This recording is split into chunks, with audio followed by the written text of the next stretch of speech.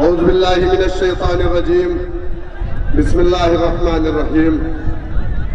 आज की इस तारीखी उतरौला की सरजमीन पर तशरीफ फरमा ऑल इंडिया मजलिस इत्तेहादुल मुस्लिमीन के कौमी सदर, काबिल एहतराम, इज्जत माब, आली जनाब नकीब मिल्लत जनाब बैरिस्टर असदुद्दीन ओवैसी साहब, आज के इस प्रोग्राम में जलवा अफरोज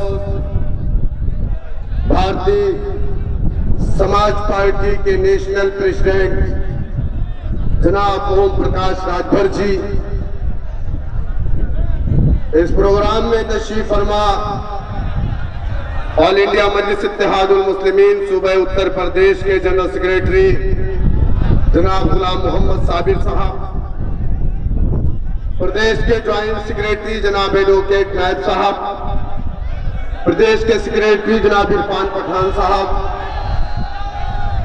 उतरौला बलरामपुर डिस्ट्रिक्ट प्रेसिडेंट जनाब नूरुद्दीन खान साहब, बलरामपुर वोमेन सेल की प्रेसिडेंट जनाब डॉक्टर शाइस्ता जमी साहब, जनाब डॉक्टर अब्दुल मन्नान साहब, जनाब जावेद रायनी साहब, जनाब मोहम्मद इरफान साहब, जनाब मोहम्मद साहब, जान मोहम्मद साहब, यहाँ की जिले की बॉडी के तमाम जिम्मेदारान साथी और तशरीफ फरमा अवाम। अभी आपके सामने डॉक्टर मन्नान साहब खिताब फरमा रहे थे। मैं 5 मिनट का टाइम आपका लूंगा इंशाल्लाह। उसके बाद जनाब ओम प्रकाश राजभर जी की तकरीर के फौरन बाद आपके महबूब कायद नकीब मिल्लत जनाब बैरिस्टर असदुद्दीन ओवैसी साहब की खिताब होगा। बस मैं आपको दो चंद बातें बता करके अपनी जगह ले लूंगा इंशाअल्लाह ताला। एक शेर में नकीब मिल्लत और जनाब ओम प्रकाश राजभर जी की जानिब से आपके हवाले कर रहा हूं कि मेरी कोशिशों को सराहो, मेरे हमराह चलो, मेरी कोशिशों को सराहो, मेरे हमराह चलो, मैंने एक शम्मा जलाई है हवाओं के खिलाफ। और मुसलमानों, मैं आपके लिए एक शेर कह रहा हूं कि तूफानों से आंख मिलाओ, सैलाबों पर वार करो, तूफानों से आंख मिलाओ, सैलाबों पर वार करो, मल्लाहों का चक्कर छोड़ो, पैर के दरिया पार करो। 70-74 साल से हमारे जहन में 70 साल से हमारे जहन में ये चीज भर दी गई है कि तुम इलेक्शन नहीं जीत सकते, तुम अपनी सियासी पार्टी बना करके कामयाब नहीं हो सकते, तुम बहुत थोड़े हो।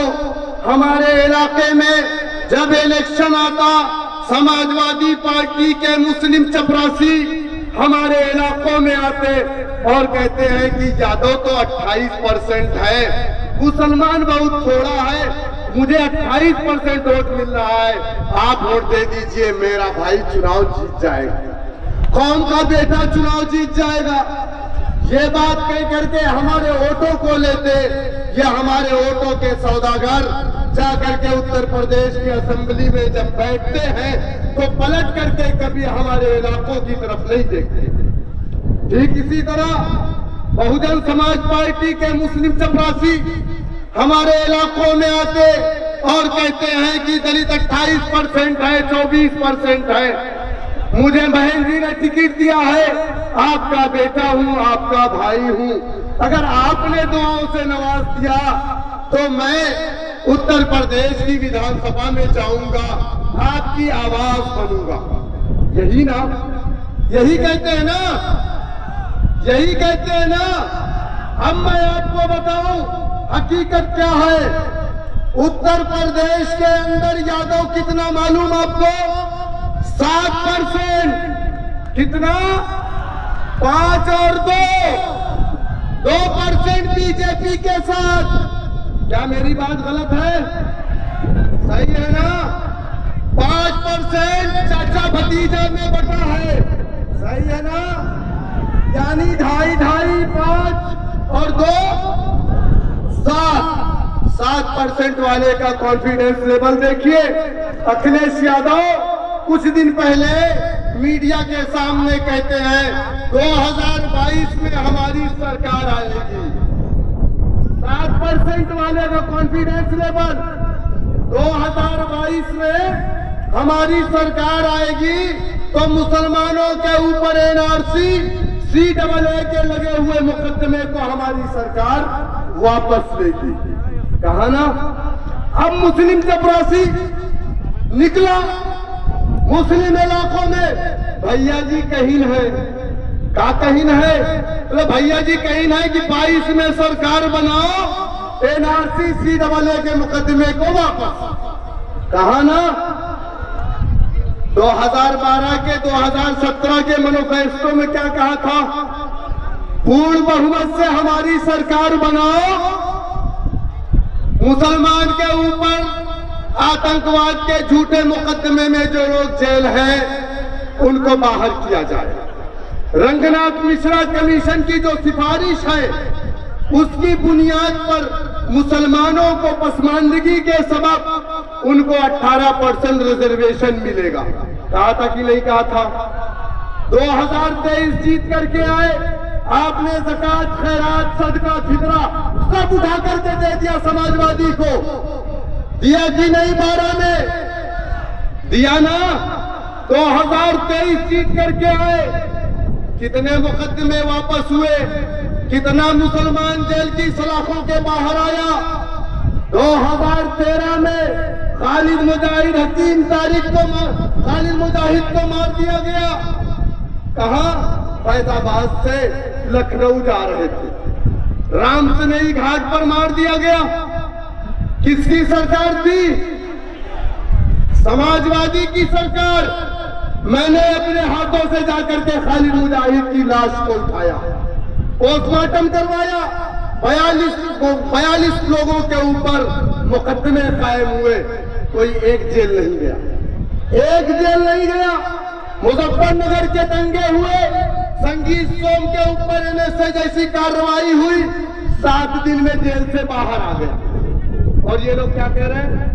2022 में हमारी 7% वालों, तुम्हारी सरकार अब कभी नहीं आएगी। यहाँ 18% प्लस 18%, 36% इकट्ठा है। 22 में इंशाअल्लाह ताला ओम प्रकाश राजभर हमारे चीफ मिनिस्टर होंगे ना इंशाअल्लाह।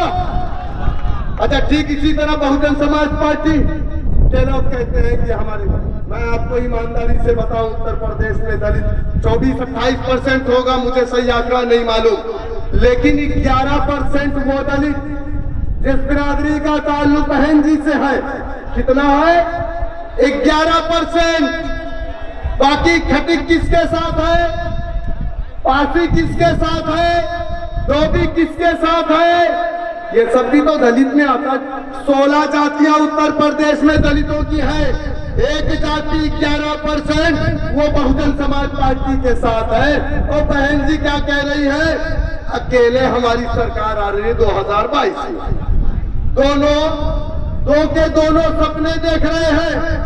2019 में सपा बसपा का गठबंधन उत्तर प्रदेश में पार्लियामेंट के अंदर क्या हुआ?